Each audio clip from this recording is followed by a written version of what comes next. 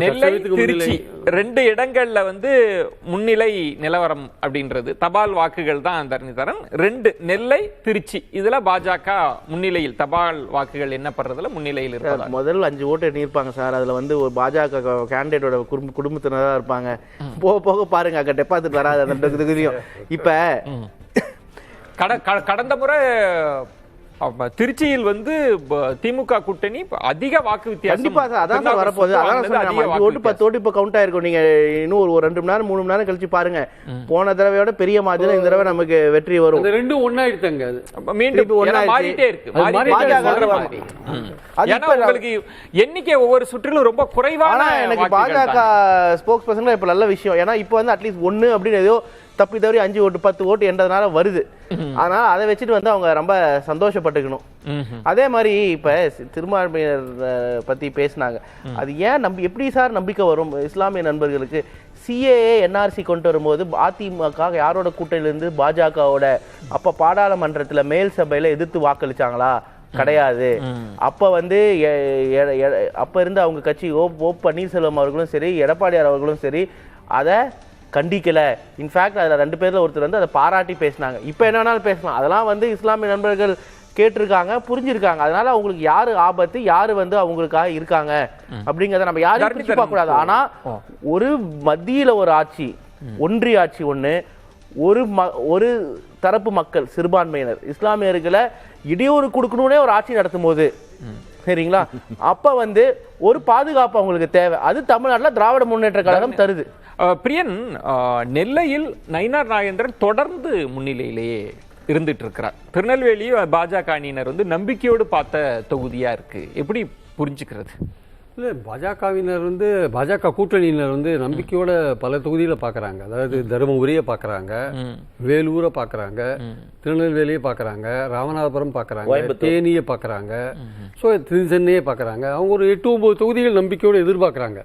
But அது 40 விழுக்காட தாண்டும். அதுல நயினார் நாகேந்திரன் முக்கியமான ஒரு விஷயம். ஏன்னா லோக்கல்ல அவர் நல்ல செல்வாக்கு மிக்க ஒரு தரம் இருக்காரு. அவர் ஏடிஎம்கே பேஸ்ல இருந்து வந்தவர் ஆக்சுவலா. ஸோ அவருக்கான வாக்கு வங்கின்னு ஒன்று கண்டிப்பா ஒரு பர்சனாலிட்டி வைஸ் இருக்கு.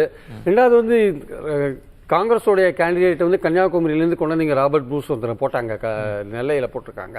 அவர் எந்த அளவுக்கு ஏற்கனவே திருநெல்வேலியில நெல்லையில திமுக பல கோஷ்டி பூசல்ல இருக்கு. அது எந்த அளவுக்கு அவங்க ஒர்க் பண்ணாங்கன்னு தெரியாது ஆக்சுவலா. ஸோ நயினார் நாகேந்திரன் முன்னணியில இப்ப இருக்கார்.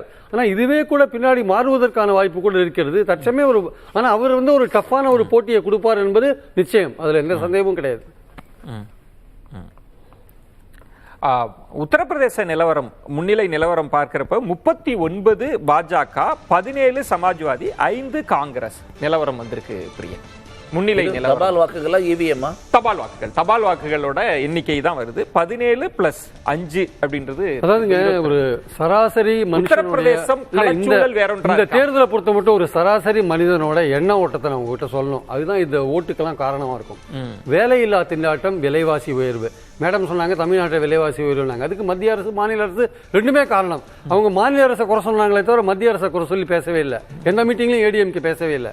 ஸோ இந்த விஷயங்கள் இருக்குல்ல, இந்த வேலையில்லா திண்டாட்டம், விலைவாசி, காங்கிரஸ் கொடுத்த உறுதிமொழிகள், 1 லட்சம் பெண்களுக்கு கொடுக்கறது, அப்புறம் 30 லட்சம் வேலைகள், இதெல்லாம் சாதாரண மக்கள்கிட்ட ஈடுபட்டு இருக்கா இல்ல பிரதமருடைய வெறுப்பு பேச்சுக்கள் ஈடுபட்டு இருக்கான்றதான் முக்கியமான விஷயம்.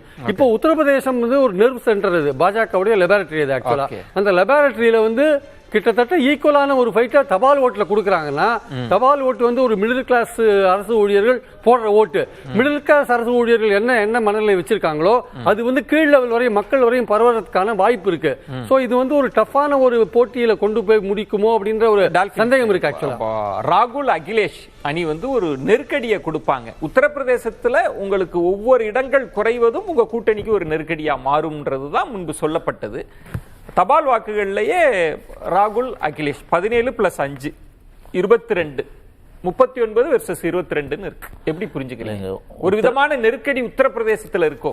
உத்தரப்பிரதேசத்தை பொறுத்த வரையில நாங்க திரும்ப சொல்றது 70 இடங்களுக்கு மேல நாங்க வெற்றி பெற போறோம். அதுல எந்த மாற்றமும் இல்லை. இன்னும் ஒரு 2 மணி நேரத்துல அது ஆரம்பிச்சிடும். அதனுடைய தபால் வாக்குகளை ரொம்ப டூ ஏர்லி தான். நான் அதுல மாற்று கருத்து இல்லை. நிலவரம் மாறலாம், கடைசி நொடியில கூட மாறலாம்.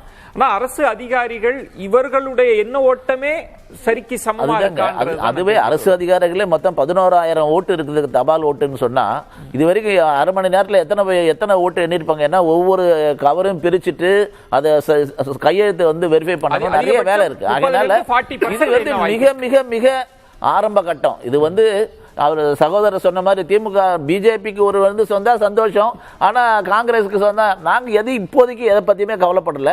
இது எங்களுக்கு சந்தோஷமும் இல்லை, மகிழ்ச்சியும் இல்லை. தொடர்ந்து நம்ம பார்த்து கொண்டிருப்போம். மதியத்துக்கு மேல வரப்போகுது உண்மை நிலவரம் என்னன்னு வரப்போகுது. ஏன்னா உத்தரப்பிரதேசம் மாதிரி ஒரு மாநிலத்துல எப்படி வந்து மாற்றம் அடைஞ்சிருக்குன்றத உத்தரப்பிரதேச மக்கள் புரிஞ்சிருக்காங்க. உத்தரப்பிரதேசத்துல ஒரு காட்டாட்சி நடந்திருக்கும். அந்த இதுக்கு முன்னாடி நடந்த ரூல்லாம் ஒரு சாதாரண சட்டம் ஒழுங்கே கிடையாது. ஒரு பெண்களுக்கு பாதுகாப்பு இல்லை, அப்படி ஒரு வியாபாரம் பண்ண முடியாது, அப்படி ஒரு மோசமான சூழ்நிலை இருந்தது. இன்னைக்கு உத்தரப்பிரதேசத்தை ஒரு சட்டம் ஒழுங்கு இருக்கிற அமைதியான வளர்ச்சியை நோக்கி மாநிலமாக, இரட்டை இன்ஜின் சர்க்கார் உள்ள மாநிலமாக மாத்திருக்காரு யோகி ஆதித்யநாத்தும் நரேந்திர மோடி அவர்களும். ஆகினால உத்தரப்பிரதேசத்தை பொறுத்த வரையில 70 இடங்களுக்கு மேல நாங்க வெற்றி பெற போறோம். கொஞ்சம் பொறுத்து இருந்து பார்ப்போம்.